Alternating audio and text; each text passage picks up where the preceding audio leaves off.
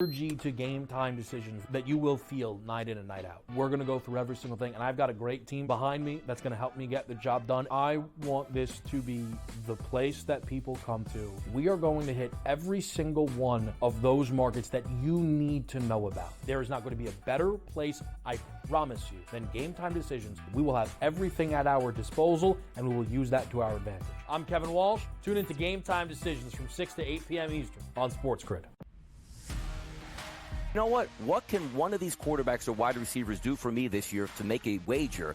It's got to be the running conditions there for Jaden Daniels. In regards to Jaden Daniels, you know I was on him in regards to the Heisman Trophy. I actually think he's going to do it on the ground, through the air, 40 touchdowns, 4 interceptions, playing in Cliff Kingsbury's offense where he wants to spread it and throw it. I think he's going to put up dynamic numbers.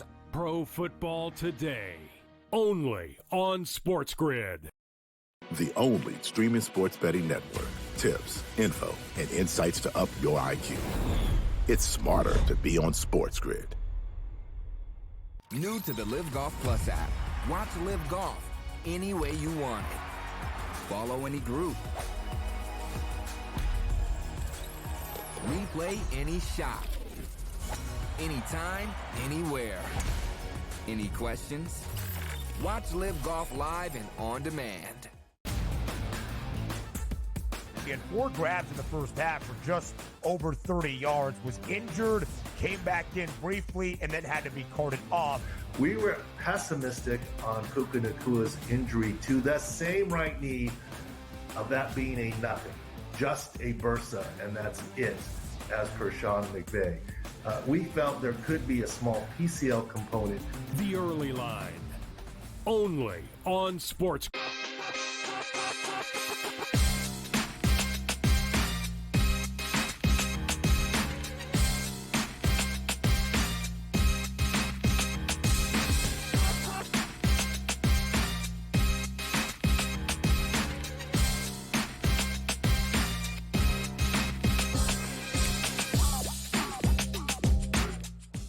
Right here on SportsGrid, it is Game Time Decisions live on a Thursday night. I'm Kevin Walsh as we are getting set for week number 7 in the National Football League. We also have Major League Baseball's postseason ongoing and a live update for the people. It just became a Guardians lead, 2-1 on the Yankees. Manzardo hits a 2-run shot off Clark Schmidt to grab a 2-1 lead in the bottom of the 3rd inning. We will follow game number 3 of the ALCS, and we will also take a peek at game number 4 of the NLCS with the Mets tonight, looking to even this series up against the Los Angeles Dodgers here, despite the Dodgers throwing Yamamoto and being booked as favorites in Citi Field. No matter the game, though, the eye is always on the National Football League, the New Orleans Saints, and the Denver Broncos. A line that you would have never believed after the first 2 weeks of this NFL season. Through 2 weeks, we saw the New Orleans Saints lighting the world on fire. They scored 47 against Carolina in a victory and 44 against the Dallas Cowboys. The Broncos, on the other side, struggled to move the ball against Seattle. I know they put up 20, but that was a bit deceiving. The 6 they scored against Pittsburgh was not. 0-2, 2-0. Well, now Denver enters as road favorites, and with a better record, sitting 3-3, the Saints have lost 4 straight games, and the injuries have not stopped. The New Orleans Saints are without their starting quarterback in Derek Carr. They're without their number 1 wide receiver in Chris Olave, their number 2 wide receiver in Rashid Shaheed, a few offensive linemen, and Swiss Army knife Taysom Hill. The Saints are depleted. The New Orleans Saints were my preseason pick to win the NFC South. Through that 2-week barometer, I couldn't have felt better. When they lost to Philadelphia, considering my fandom and other futures, I was fine with it.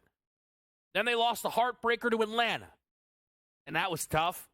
knowing that they needed to avoid a 3-game losing streak going to Arrowhead and the Kansas City Chiefs didn't feel good. And by the time that game was over, it couldn't have felt worse. Another loss, a car injury, and it's unraveled for New Orleans. Again, this team is a dog in this game, and they are likely to be a dog in their next game, and a 6-game losing streak might be all it takes to see Dennis Allen lose his job. Denver, though, has the man who left Dennis Allen in charge. Sean Payton returns to New Orleans. I imagine it will be a somewhat emotional night. I imagine there is a worlds of respect between these two head coaches, but I'm even more positive that Sean Payton will look to put a win up on the board. When Sean Payton was in New Orleans, he had one of the best quarterbacks in the sport, one of the most prolific passers we've ever seen in Drew Brees. He enters this game with rookie quarterback Bo Nix. And Bo Nix sure does throw the ball a lot. He sure doesn't seem to do a lot when throwing it. 61.1% completion percentage for Bo Nix. Bo Nix is averaging 5.5 yards per attempt, 5 passing touchdowns to 5 interceptions. He has been sneaky effective on the ground. He's actually scored in every other game this season. A rushing touchdown would mean he's due tonight since he didn't score last week against the Chargers. But Bo Nix being an inefficient passer has been a little bit surprising to me. Now, I wasn't expecting Bo Nix to lead the league in completion percentage, but considering he tied the single-season completion percentage record at Oregon last year, and Sean Payton and Drew Brees every year were one of the most efficient offenses in football, I thought perhaps a check-down Charlie situation with Nix could arise. And we're not seeing that. He is scrambling all the time and hoping that he can somehow make a play. And he has made plays, by the way. Bo Nix is actually throwing for over 200 yards in 4 of his last 5 games. Now, the game he did not get there was drastically lower, only 60 yards thrown. It was against the Jets in the rain, though. Bo Nix tonight checks in with a passing yards prop of 194.5. This is a must-bet over for me. It's my favorite single wager on the board tonight at minus 110. I can't pass this up. There's a little bit of narrative there with Sean Payton, again, returning to New Orleans. I'm sure he'd love to shine with that offense. Maybe give Nix a few extra deep shots down the field. As I mentioned, Nix is over this number in 4 out of 5. And the New Orleans Saints have now allowed 5 straight quarterbacks to throw for at least 238 yards. The only quarterback to not throw for 238 plus, Bryce Young, week number 1. Now, you would be right to compare Bo Nix to Bryce Young more so than the other quarterbacks, because those other quarterbacks, Dak, Hurts, Cousins, Mahomes, Baker, but also of the non-Cousins division, Mahomes, Baker, Dak, Hurts, 290 or more yards for all 4 of them. Baker and Mahomes have now provided 2 straight games of 300 plus, and Hurts put up 300 on the Saints secondary as well. The defense is falling apart. I don't know if that's tied to the offense. I don't know if the start to the season was fraudulent, but the defense is starting to fall apart as well. One of the reasons I was betting the Saints preseason is I was a believer in their defense. I really was. They are now allowing the most yards per game in the National Football League. And yes, that is elevated because they just allowed 51 to Tampa Bay and a ridiculous 594 total yards. College style, but I'm not sure there's an end in sight. Denver does have a little bit of a banged-up offensive line. That's okay. I still trust Bo Nix to get through what I am seeing as a very, very low number. I am going to also play Bo Nix to have 100-plus passing yards in each half at plus 450. Similar situation that I played with Josh Allen on Monday night. I'm growing a little bit more comfortable in these specials markets. I think keying your guy and finding different ways to attack is a nice move. My other special bet tonight involving Bo Nix involves the other rookie quarterback, which is Spencer Rattler. A number so low, I had to play it. I will admit to you that I cannot sit here and tell you the quarter-by-quarter averages for these two quarterbacks and these two pass defenses, but that's not what this is about. It's about an asking price that I think is kind of one of one. You need two rookie quarterbacks on a short week to produce a number like this. Bo Nix and Spencer Rattler to each record 10-plus passing yards in all four quarters is even money. 10. That is one first down. That is essentially saying that this game won't end up 21-0 at some point in the third quarter or fourth quarter, and that these offenses will throw throughout the game. 10 passing yards. Maybe it's just saying they'll both finish the game healthy. That even money, I think that's a fair enough bet. Bo Nix and Spencer Rattler to each record 10-plus passing yards in each quarter is even money. Bo Nix to have 100-plus passing yards in each half is plus 450. And Bo Nix at minus 110 over 194.5 passing yards is the best bet. We'll get into the other options and what this game means tonight for the AFC wildcard race here on Game Time Decisions after this quick break.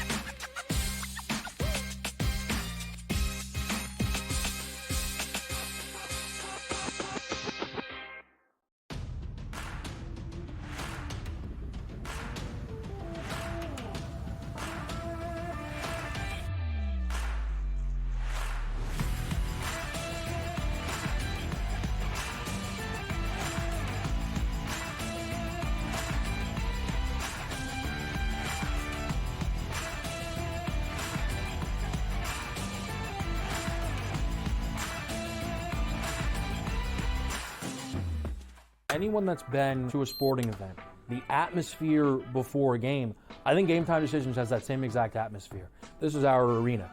This is what we do. There is going to be an energy to Game Time Decisions that you will feel night in and night out. The excitement you get when you lock your bets in, when you're figuring out what you want to do, we can zone in on the biggest games each night. I want this to be the place that people come to before the game starts so they feel as ready as possible to lock in their cards. We are going to hit every single one of those markets that you need to know about. We're going to go through every single thing, and I've got a great team behind me that's going to help me get the job done. There is not going to be a better place, I promise you, than Game Time Decisions to get that new information, react to it, and be able to then bet accordingly. We will have everything at our disposal, and we will use that to our advantage.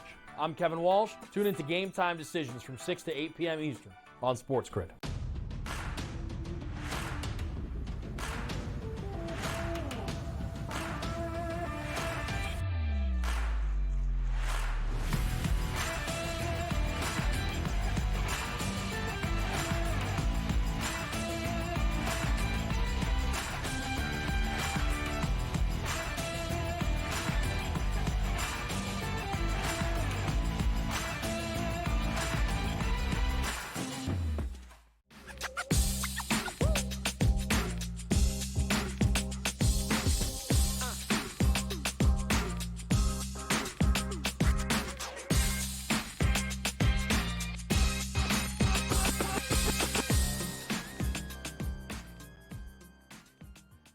Back at you right here on SportsGrid. Kevin Walsh. It is Game Time Decisions on this Thursday night.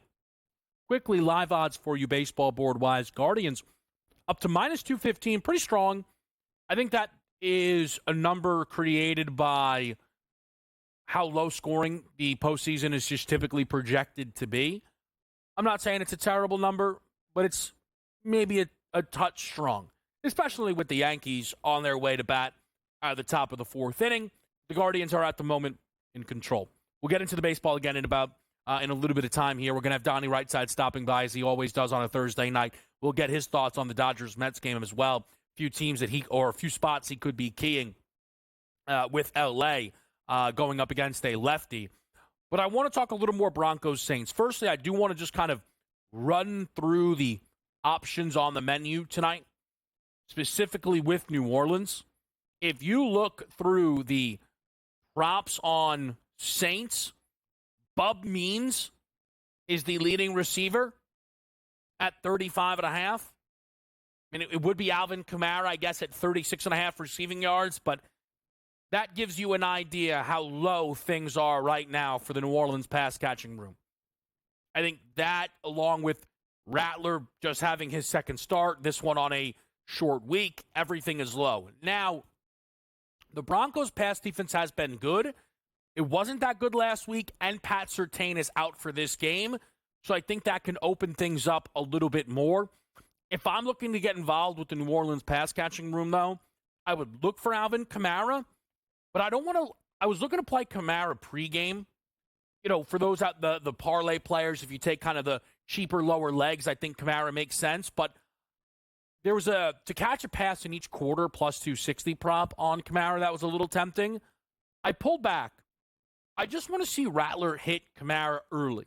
He wasn't really finding Alvin Kamara in the early portions of that game against Tampa Bay, which is a mistake. Again, probably for Rattler, a little bit of an adjustment, maybe looking to kind of prove himself downfield. That's fine. You go into this game tonight, Alvin Kamara at 36.5 has the highest yardage prop of any New Orleans player. That would be the direction that I would be looking. Javonte Williams, funny enough, would actually be the direction that is at least most appetizing to me on the Denver side of the pass-catching room at 19.5. We've just continuously seen Javonte Williams peppered with targets, and perhaps he can break free on a few of those numbers. The backs, to me, through the air, are the most tempting sides. But this game here tonight is one of a few that are critical in the AFC wildcard race. Now, assumptions are dangerous, but with the way the odds are sitting right now, let's make 4 assumptions. And that's Buffalo, Baltimore, Kansas City, and Houston, probably all winning their division, but at minimum making the postseason. If you then go to the other spots, who, through the odds, through records, seems to legitimately be in this race, right? If you try and parse through this all. Well, Denver at 3-3, favored to win tonight, is a part of that race. Their odds, though, are a little bit further than where some of the teams with lesser records would be. The Jets, who are 2-4, and going up against a team in the Pittsburgh Steelers, who are 4-2, pardon me, who are 4-2 and are all a part of this race at this moment. The Cincinnati Bengals at 2-4, a much shorter record than that of the Denver Broncos, or much shorter price to make the playoffs than that of the Denver Broncos right now. The Indianapolis Colts have a shorter number, as do the Miami Dolphins. Well, those two teams will play head-to-head. The Jets and the Steelers will play head-to-head. Cleveland has what is projected to be the easiest path of these wild card range teams. I know you could probably try and bang the table and say, whoa, what about the... Well, okay, the only other team that has 2 wins that I didn't throw out there is Vegas. And they just traded Devontae Adams. And they're already on their second quarterback. Vegas is probably not getting in that mix. And the Jags and the Titans and the Browns and the Patriots, all with 1 win, don't feel like they're getting in it either. Especially, I thought the Browns would be really bad preseason. So that kind of is confirmation bias for me. Plus, I think everybody kind of agrees now. The Patriots and Titans were projected to be bad. Jacksonville would be the, what if they get on a run team? They do play New England this weekend. But again, you're kind of really grasping at straws for that for the Jaguars. But again, I do believe Denver is a part of this race. This game here tonight for the Broncos, though, is absolutely massive. Just take the next 4 games for Denver. At New Orleans tonight, Mini-bye hosting Carolina. They then go to Baltimore and go to Kansas City. Tonight's game, Denver is favored. They will be favored against Carolina as well in a very good schedule spot. And then they'll be at least a touchdown and a half dog for 2 straight games. Pulling off one of those upsets will be very difficult.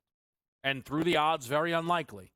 It's not to say they are incapable, but if you're Denver and you win tonight and you handle your business against Carolina, you don't need to win those games. You're then, worst case scenario, 5-5 through 10 games. Then you have 3 home games or 3 games before your bye week, with 2 of them at home against Atlanta and Cleveland and a trip to Vegas. If you're Denver, this schedule is manageable. But it all falls apart. Well, it can all fall apart if you lose tonight. Because then the game against Carolina, your season is on the line. Lose the next 2, you're out of the race. Because if you lose the next 2, then we know what you are. And you're not going to handle your business. And you're also not going to pull off big upsets. Denver tonight has real playoff hopes.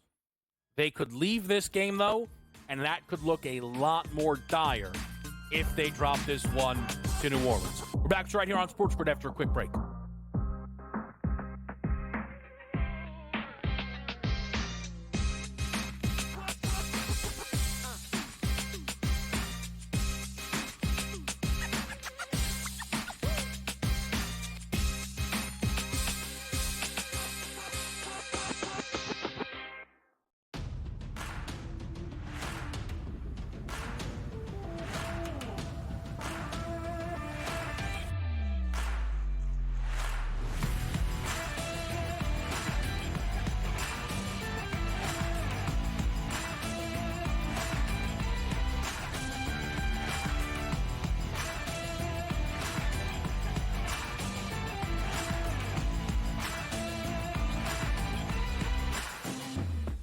Anyone that's been to a sporting event, the atmosphere before a game, I think Game Time Decisions has that same exact atmosphere. This is our arena.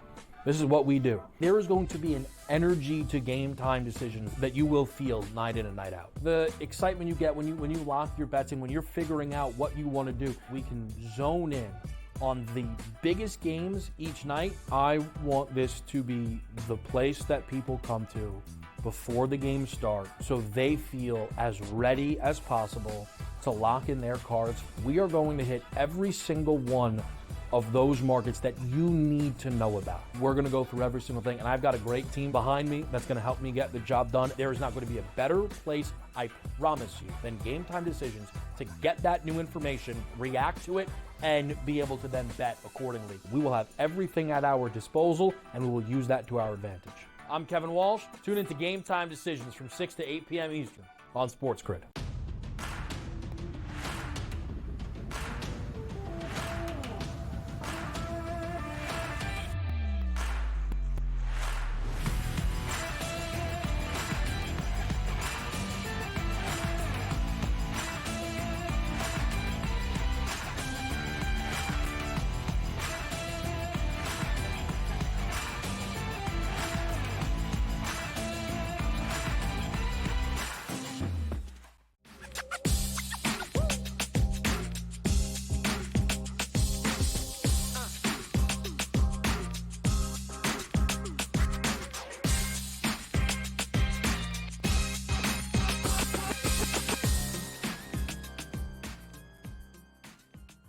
Back right here on SportsGrid, live with you on this Thursday night. And I do, with this game between Denver and New Orleans and kind of talking about Denver and their hope to make a postseason push. And if they're able to do that, you then have to wonder about the Bo Nix Offensive Rookie of the Year price. Now, he has no argument through the first 6 weeks of football. Daniels is minus 190. It is a little strong considering how much season is left. It's accurate if we ended today, he would win the award, right? Caleb is plus 155. He's only getting better. Neighbors is 14-1. He was on a historic pace and then missed 2 weeks. I think that Neighbors probably lost out on any real chance to win this award because you have two quarterbacks in Daniels and Caleb Williams that are trying to get their teams to the playoffs in front of you. If you look right now in the make playoff market, the Bears plus 164, the Commanders minus 200, the odds that one of those teams makes it is strong. So that is going to be very difficult for Malik Neighbors, I think, now, considering he's not going to break records because he's missed 2 weeks, right? I think that kind of messes things up. Marvin Harrison's 40-1. He's not been that good, Marvin. He's been disappointing. I don't think there's any other way to describe it, right? Xavier Worthy's 50-1. Randomly lost out to Juju Smith-Schuster last week on targets. Brian Thomas Jr. is 50-1. The Jaguars are atrocious. So, Bo Nix at 50-1, I think should be in front of Worthy and Thomas and Marvin. Now, for Nix, his argument, right, would be, I made the playoffs. And I think what's interesting with that is at 50-1, and I don't know if you can play this all together. I'm actually going to do this. But Denver to make, can you do make and miss parlays all together? You can. Yeah, see, I would love to know what happens if Bo Nix is the only rookie quarterback who makes the playoffs. 9-8 is what, probably the barrier. See, it would be tough if, the NFC is so good that one of those two is, 9-8 also or 10-7 and gets left out. Nick, statistically, is not touching either guy now. He'd probably have to get better statistically. I mean, almost definitely he'd have to get better statistically. Jaden Daniels is currently playing like one of the 5 best quarterbacks in football, and Caleb has been coming along for a while now. But I just think at 50-1, Nix is flashing a bit of value. What gets interesting, though, is where does that number go if they win tonight? And I'm right that he goes through his props. Let's say Bo Nix tonight goes for 230, 2 touchdowns, doesn't throw the interception. They win this game 24-13, 24-17, right? Does that get Nix's number at 50-1 down to 35? 30? Does it sit? If Nix can put up that stat line and then the number's unchanging, I think that's a little bit interesting. It is, right? But I think the other, again, difficult thing is you're going to need help that is completely out of your control with Bo Nix, such as Washington being upset by Carolina this week. Bo Nix's only chance at winning the award is Caleb and Jaden missing the playoffs and then making the playoffs in his own right. Would those odds, again, be better than 50-1? I think at 50-1, Nix is better. I think the question out there, and you kind of can leave it open-ended. If I told you today, Bo Nix makes the playoffs, Caleb misses, Jaden Daniels misses, what do you think the chances are that Bo Nix wins Offensive Rookie of the Year? I'll tell you this, they're better than 50-1. They are better than 50-1. We are coming up against the break. Let's talk some baseball here. Guardians, Yankees, in-game check. Mets, Dodgers preview. We're going to get the help of Donnie Rightside. We'll also talk to him about some monster games this weekend, including the Super Bowl rematch. It's all happening right here on SportsGrid on a Thursday night.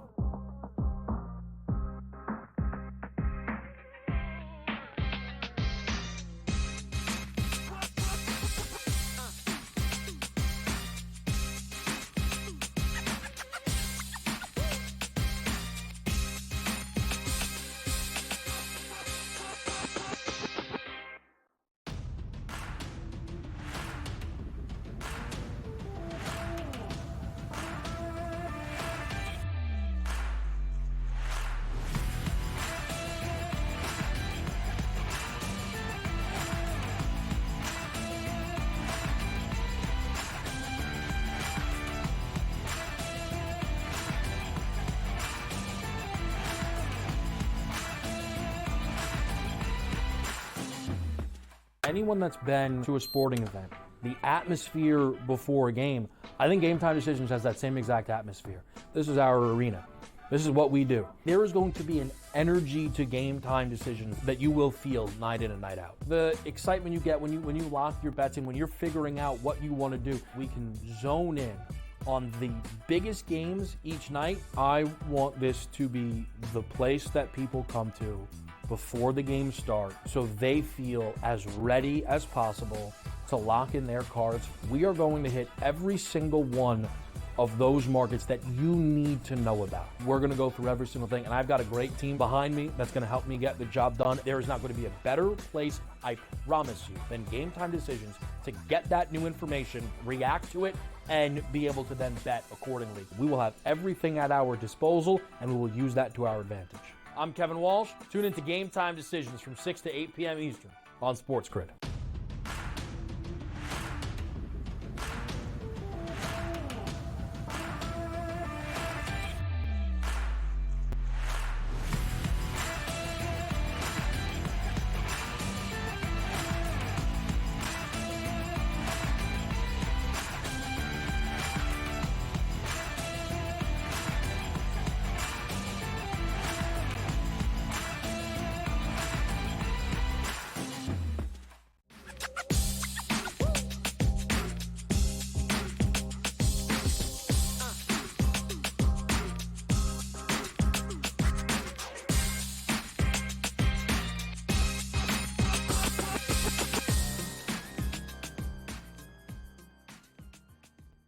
All right, back to right here. It's Game Time Decisions in the building. Donnie Rightside, DRS. The baseball board is popping. Guardians leading early.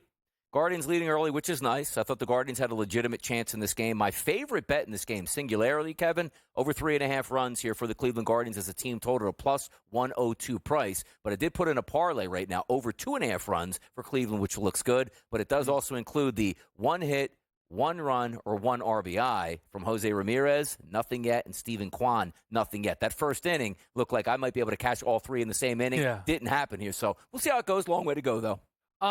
With this Cleveland team, again, they're now currently favored to win this baseball game, DRS. Yes. How much of a chance do you give them to come back and actually win this series right now? Very low. It's very low. I think like winning baseball for the Cleveland Guardians right now for me would be just to get back to the Bronx and then try to switch it up and say to yourself, Kevin, all right, you know what, we did our job. Now the pressure's back here on the Yankees. Let's see if they can hold up because they're supposed to in their own house. We'll see if it even gets back there, but a good start again by Cleveland. But for me, a winning series for Cleveland is not actually moving on. It's just getting back to New York. Yeah, you know, something that really stood out to me last night, they were talking about kind of how the Yankees have been so far in the playoffs, and so much is rightfully being made of the Aaron Judge struggles. Yeah. Maybe starting to break out of it, finally hit a home run last night.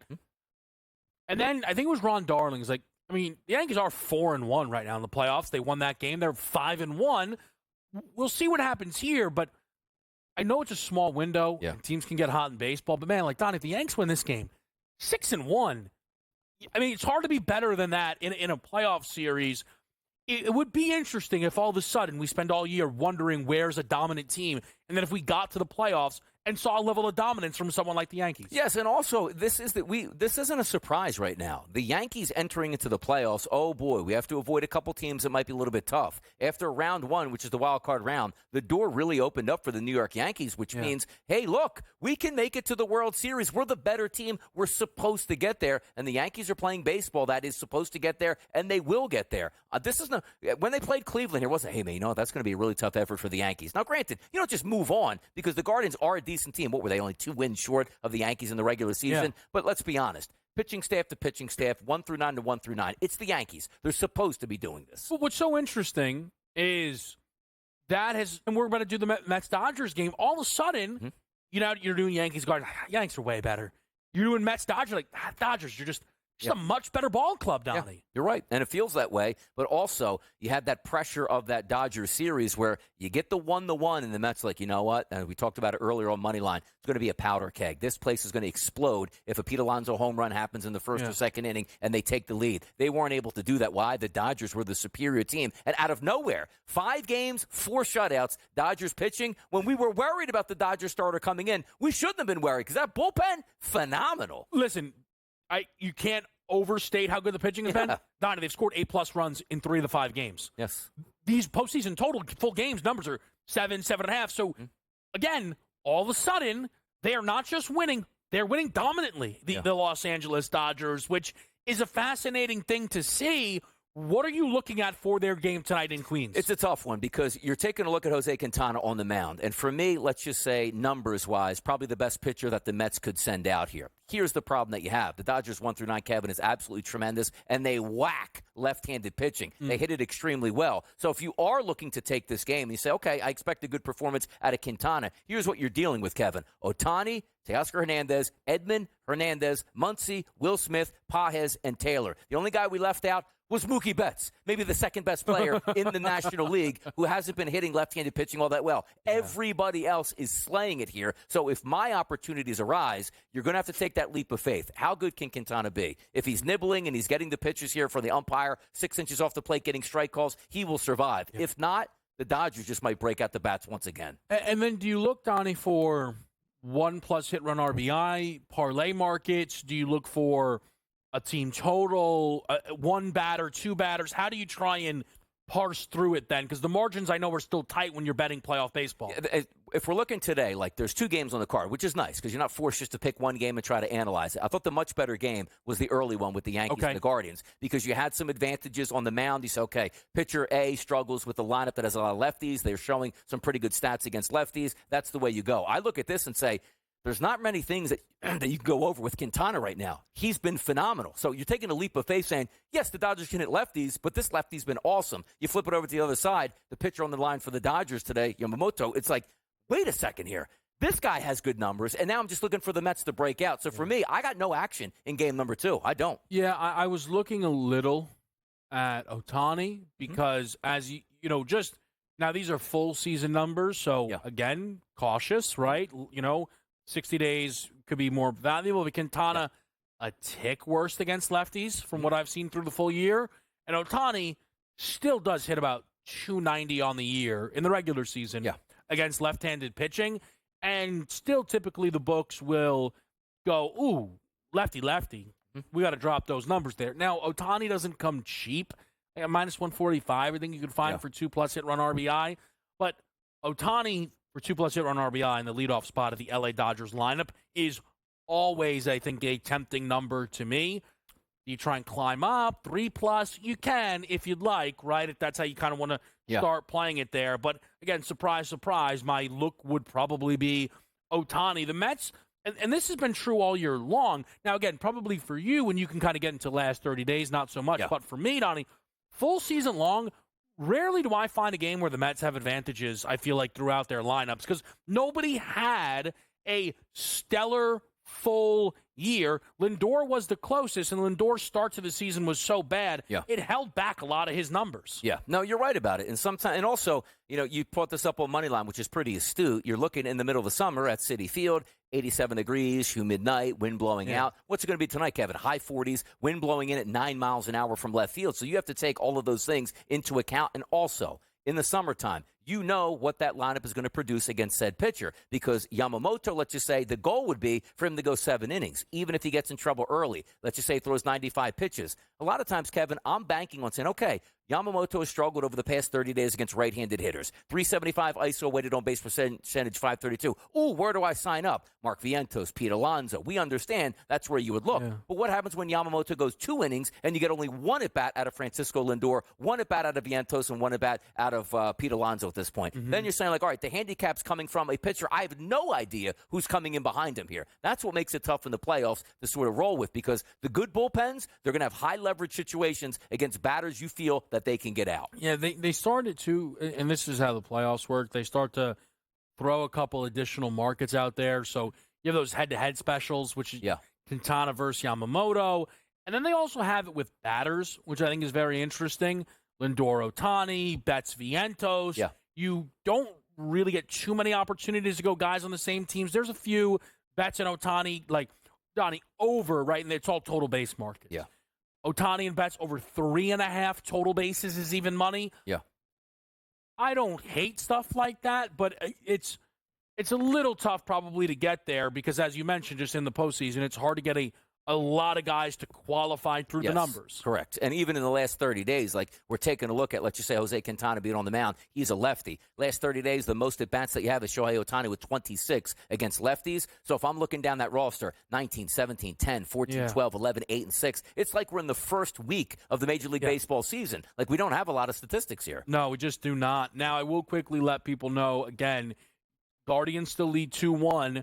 There are 2 out, so it looks like this is about a flip back to the Yankees here. No, J-Ram certainly could catch one, and this is a 3-1 game. Guardians minus 280, 5.5 live total here in this baseball game. 5.5 is interesting because you have to get to at least 5 if the Yanks are going to win the game. That minus 132, Joe, could be a little bit expensive, but I wouldn't. 8 looking at the live over? No, maybe. The live over is not bad. And right now, 2-1, let's just say, goes to the 6th inning, 2-1. I would flip it over to the Yankees and try to get me some plus money. Yeah. All right, we'll keep eyes on it here. We'll talk some football next.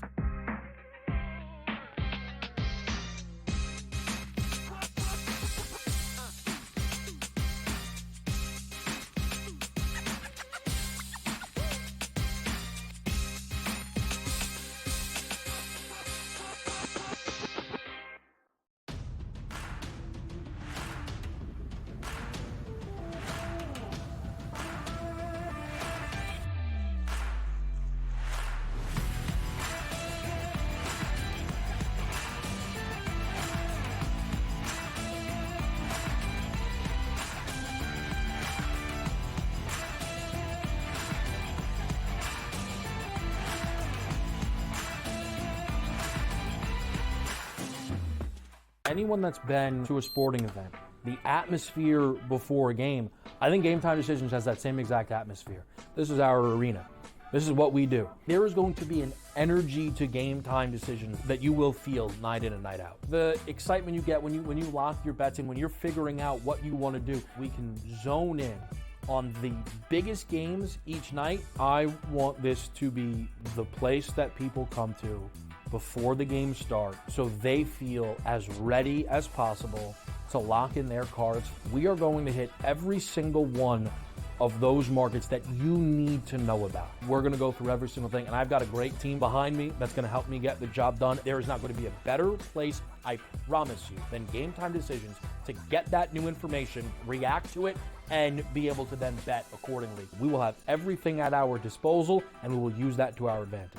I'm Kevin Walsh. Tune into Game Time Decisions from 6 to 8 p.m. Eastern on SportsGrid.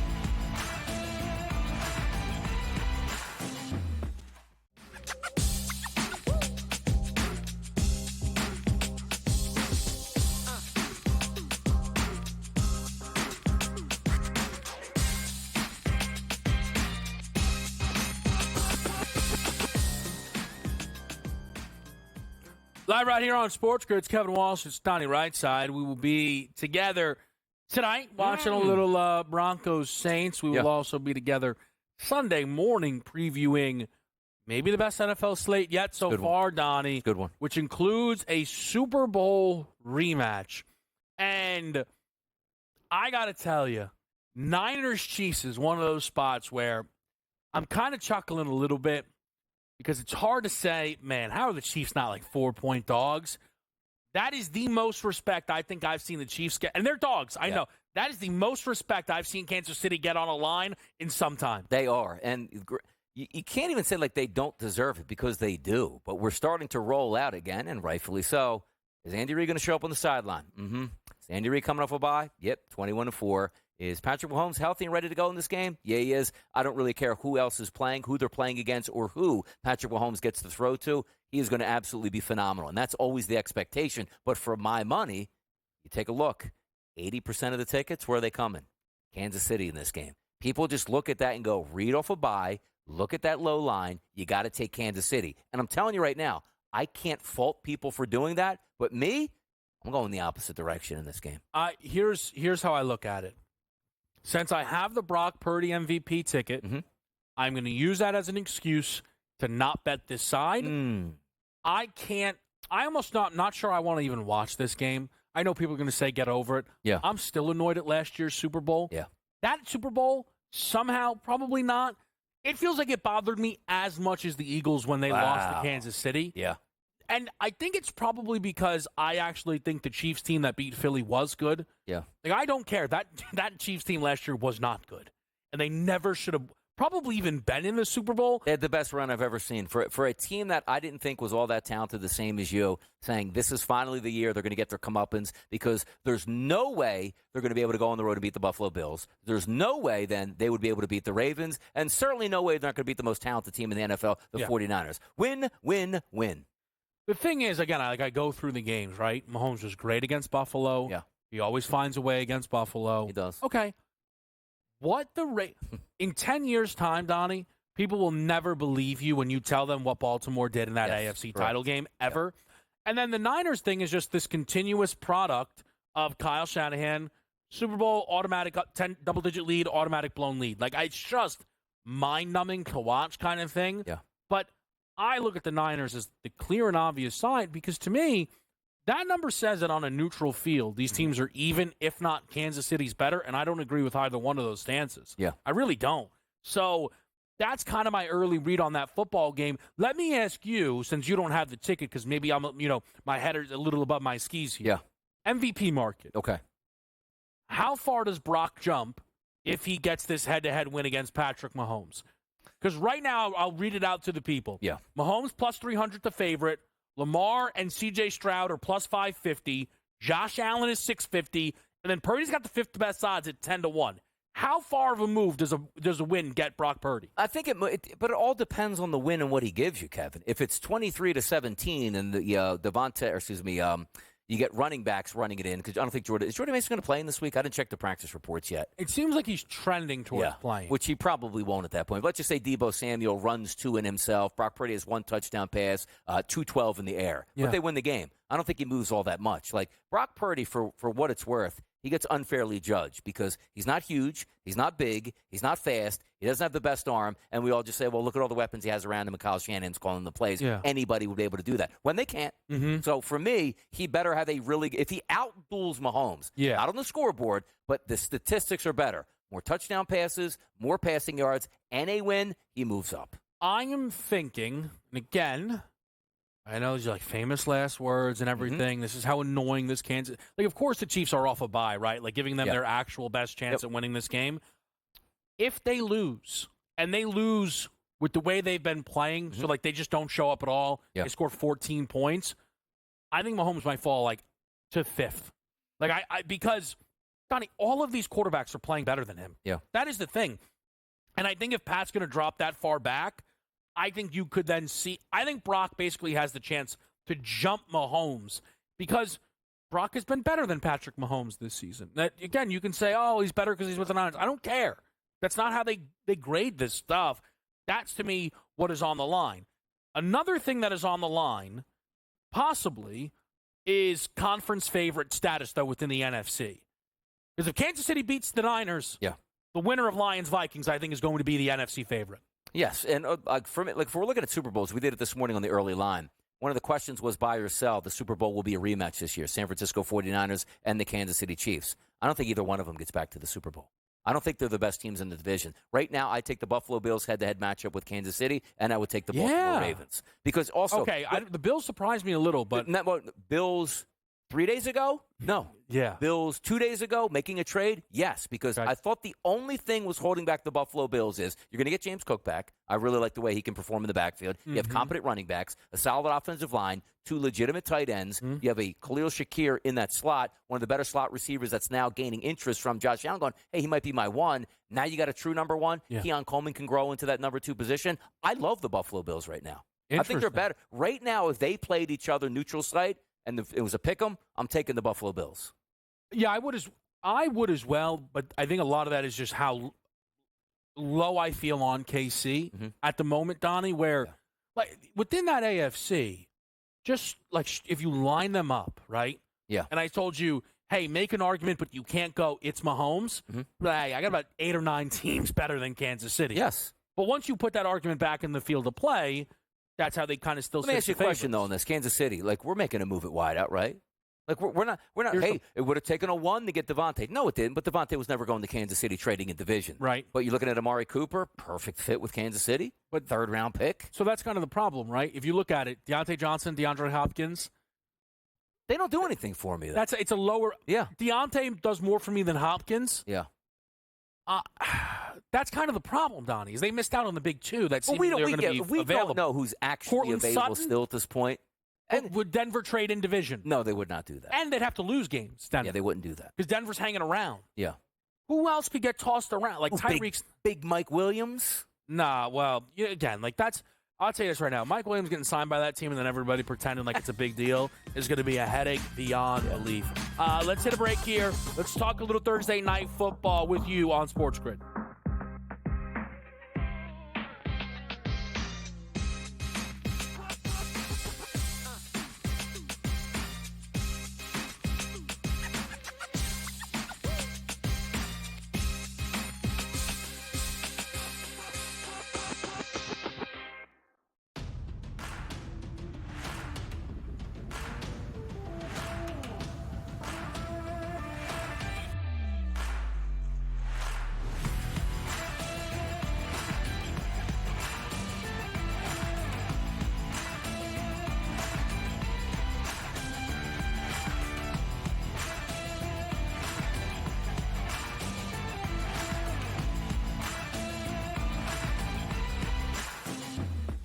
Anyone that's been to a sporting event, the atmosphere before a game, I think GameTime Decisions has that same exact atmosphere. This is our arena.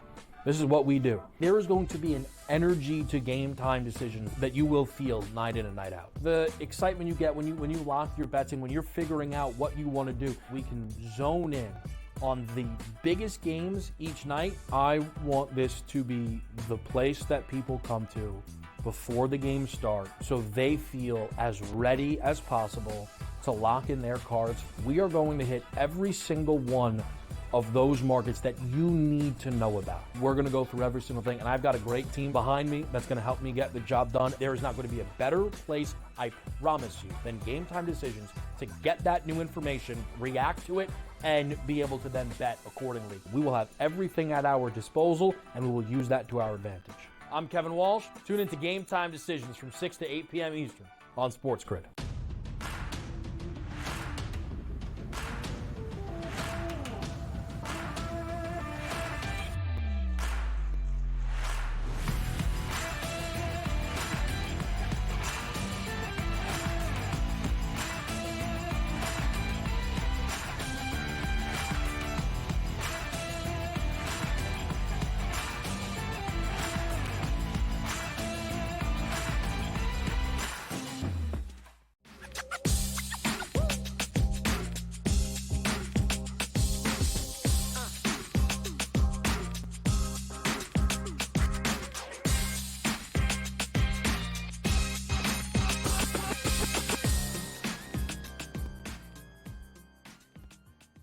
Wow, back right here on Game Time Decisions where I am tempted to turn this into money line with a Five Guys breakdown. Yeah. Yes. Can I give you quick? Come on, we got. All right, we'll give it. I today was at home. Yes. Right. Mm-hmm. Told mentioned your tweet and you were getting support. I couldn't believe it. I can't believe you don't like. I can't believe anybody dislikes Five Guys fries. It's bizarre to me. Look, let me explain it to you here. Here's the way it is. Like on the food chain here, they make a decent fry. But if I wanted to eat a baked potato, which is what their fries are, I would go have a steak dinner and relax. I love a baked potato. I want a nice fry. I don't want to have a burnt potato that I have to dip a ton in ketchup because the fry isn't terrible. But on the food chain, it's not a good fast food fry. But I always say this, Kevin, because I always have these old motives. Like, look, deep down, Five Guys is like, we would put everybody out of business, and that's bad for the economy, and people would lose jobs. If Five Guys had McDonald's fries, nobody would ever go anywhere else on the planet. So Five Guys goes, all right, we're going to give you these horrible fries, so at least it keeps the other places like Wendy's and Burger King and McDonald's still in business. Because once you have a Five Guys burger, you go to McDonald's, and it's like, man, this is low quality. I understand. Look, you get what you pay for, and Five Guys is expensive. But the reason why I appreciate Five Guys, they care about the community, not putting people out of business. Listen, I love that. It's a strong take. I don't know if they're doing kind of a hypnosis on the big man. They're like, look, we throw so much extra fries in there. You know you want this. Yeah. Actively, the fries are a huge reason I go there. Maybe I'm on an island. I got the regular cheeseburger's a double cheeseburger. Got that. Yeah. So I'm like, I like a little bit more. I didn't want to get a second double cheeseburger, so I got the regular cheeseburger, which is the one. And here's the best part about it, guys. You want fries with that? Like, I don't want fries with that. What are you kidding me? I don't want fries with that. That's crazy. And then I go to McDonald's down the road. All right, let me drop that there before we get in trouble. Although I might have to figure out the dinner order now. This game here tonight, Broncos Saints. It's an ugly one. It is an ugly. We know that. We do. No way Lisi isn't on this over. There's no way he's not on this over. Yeah. Let me throw this though to you. How much, if at all, does Sean Payton going back to New Orleans factor in for you in this game? The handicap, not so much, but it is an angle that you can play because this isn't like a coach like, hey, man, they fired me after a year and a half, didn't even give me a chance. No, this guy was an institution in New Orleans that won a Super Bowl for them and is a better coach than Dennis Allen, and quite frankly, knows Dennis Allen like the back of his hand and can probably maneuver through his defense. Yeah. That's what matters. But if you say, well, I wouldn't have taken the game unless – no, that's not the case. I just think you have – I don't care who they're playing in this game. Peyton has the advantage because he's the better coach regardless, Saints or no Saints in this. Yeah, I think that's actually – I wasn't even kind of considering the fact that of the two and the knowledge of one another, Peyton has to have a massive upper hand. Yes, he does. Let me toss this your way quickly. Yeah. New Orleans' next two games, right? Here tonight, home dog. Then they'll go to L.A. and play the Chargers. Yes. Now, tonight's winnable, and I'm not saying the Chargers are a juggernaut. Yes. But they're going to be dogging both. Okay. They lose 6 in a row. Dennis Allen done? Or you think that, New Orleans, it doesn't matter. We'll give him the year. He's going to get the year. It doesn't make any sense to make changes. But I think speaking from myself and forget about even Saints fans, we're waiting for the shoe to drop in New Orleans. You had your chance last year and didn't do it. They brought you back. You don't do it again, you're gone. That's just the way the NFL is. Yeah, I wonder last year was his year. That was set up. I have the team. I have the players. I'm going to make it work. Crazy and the bottom though, man. And look, I don't want to hold on to 2 weeks, but Donnie, yes, last year was the year of the expectations. Yeah. But this year, I really believe they had the team. And from 2 weeks, they did. Crashed. Crashed and burned. Yeah. More every week you pick your head up. Donnie, they are now entering this game tonight. Starting quarterback. Yes. Top 2 receivers. Yes. 2 offensive linemen. Yes. And Taysom Hill. And the defense is all of a sudden a sieve. That part of it is bizarre to me. That part is not, because you keep looking at it and you're like, where's Honey Badger on the injury report? Yep. Certainly DeMario Davis is going to be sat here not playing football or something. And that's why I'm on Bo Nix tonight. I have mentioned it at the top of the show. 194.5. Yep. Over 100 yards each half, plus 450. Yep. And then here's a special for you, Donnie. Yeah. Again, an all-time, how does this lose? Spencer Rattler and Bo Nix to each record 10-plus passing yards in each quarter, even money. 10. Yeah. What is it? What he throws for 11 yards, and then the last play of the half, it's a 7-yard loss on a screen pass. You know what I mean? Injury is the only way that loses. I'm with you on that. I really am. It's a first down. Yeah. One of them is going to have to be up 38-0. Yeah. I cannot. I cannot get there. Is there a favorite guy for you on this game tonight? To be the guy I'm watching, I do have a parlay put in here. It's Devon Vele, 25 yards receiving, Bub Means, 25 yards receiving, and also Javonte Williams, 50 yards rushing and receiving. So that's where I'm at tonight in this. But I will be building more. But if I'm side, I actually really like the Denver Broncos. A rookie on the road on a Thursday, and I like it. Crazy. This team went into the Kansas City as the highest scoring team in football, and now Bub Means is their lead wide receiver. Absolutely wild. Yeah. Pre-game with Casey Hudson next on SportsGrid.